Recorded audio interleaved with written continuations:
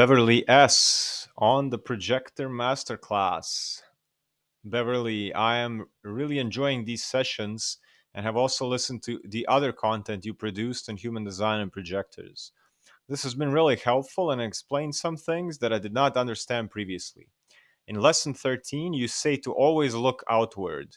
How does this affect meditation?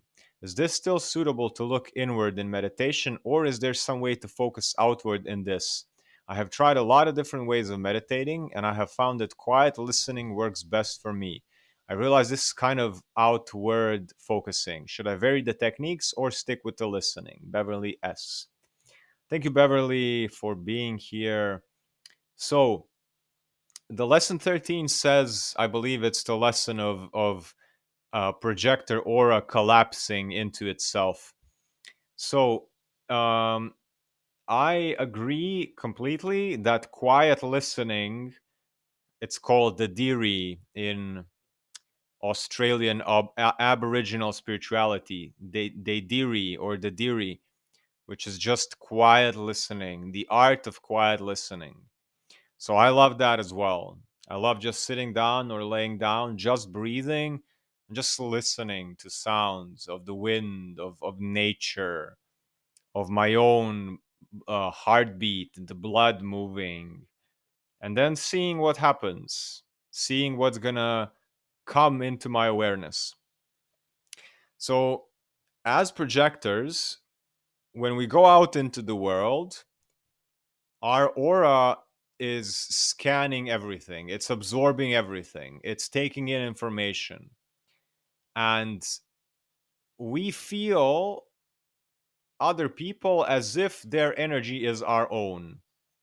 So this lesson that you are referring about, looking inward or looking outward, the main emphasis that I was trying to give is that when you are outside, when you are engaging with other people, you look at them, you absorb them, you internalize external energy, meaning that you can sometimes um, have a person in front of you and they are going to be emotional. They are going to be sexually frustrated. They are going to be feeling low self worth. They're going to have thoughts, negative thoughts, racing thoughts, an outlook on life, an opinion, um, a sense of direction or sense of no direction and where am I going, restlessness, pressure from the head, pressure from the root center. All the centers can influence you. And then you can look at that person and or you can look at yourself. And this is the distinction that I was trying to give, is that when we as projectors, when we are in the world interacting with other people, your aura should be focused on them. Because if you feel any of these things, heavy emotion, sexual frustration, mind chatter, root pressure, all the energies from every single center that you might have open and they have defined, if you keep your aura and attention outwards, you will be able to discern and know, oh wow, this intense energy that I'm feeling right now, that's actually the other person. But if you go inwards, if your aura collapses on into you, you will have a person in front of you fueling you that energy that might make you feel miserable. But if you collapse your aura field in on yourself in that moment, you're going to internalize it and you're going to conclude that you are the one that has low self worth, that you are the one that is sexually frustrated, that you are the one that has a low point in their emotional wave, that you are actually limited in your thinking.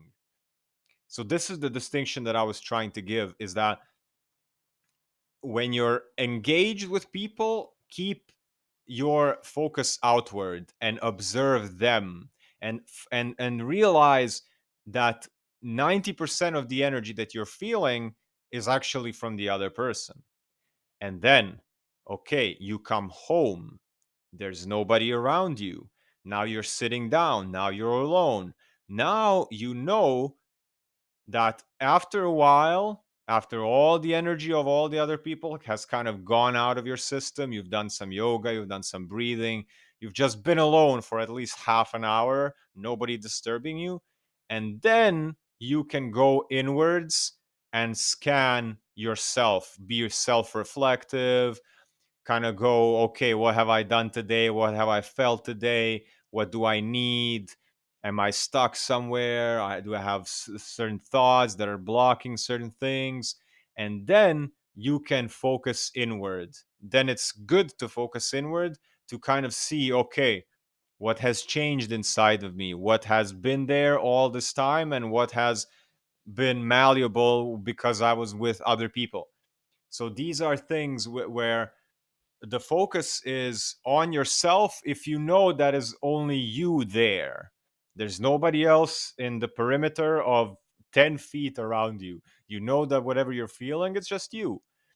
But if you have at least one person in the vicinity that you can see them, or in the same room around you somewhere, then always be looking outwards. Because if we as projectors feel something and then go inwards, and then feel something else and then go inwards, we're going to basically conclude that we have all this unresolved things inside of us just popping up. Oh, what is this feeling? What is that feeling? I'm overwhelmed by this. I'm overwhelmed by that. And if you internalize every single one of those, you're gonna think you're either crazy or that you have all the problems of the world somehow. One person is struggling with one thing, the other person is struggling with another thing, and somehow miraculously you're struggling with every single thing that there is in this world. And that's just simply not true. It is just that we as projectors, we feel everything from other people as if it's our own. And this is your superpower, that you can really really emphasize empathize and go into another person's perspective. But that can be dangerous if you don't know how to gauge it, if you don't know how to stand back and observe and see, okay, this is not mine, this is not mine, it's I'm looking at where it's coming from.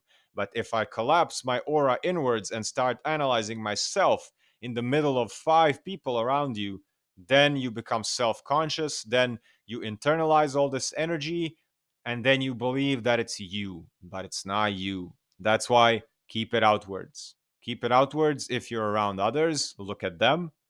And if you are alone, then do introspection. Okay. Thank you, Beverly S. I hope that was helpful. Feel free to ask further questions to continue the conversation or something completely different. Peace, health, and abundance.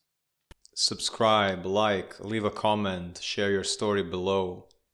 Check out my audio courses, Human Design, Basics, Intermediate, Projector Masterclass, other Human Design that will come out. Check out the Elemental Balancing audio course. They're all available on the Insight Timer app, where you are also invited to join the course classroom. In there, you can ask questions and get direct voice messages from me, and also engage with other students, share your feedback and insights, and further your learning. For one-on-one human design coaching and psychotherapy, send an inquiry through the website. Join us on the Insight Timer live sessions, where we do fascia and qigong stress release classes.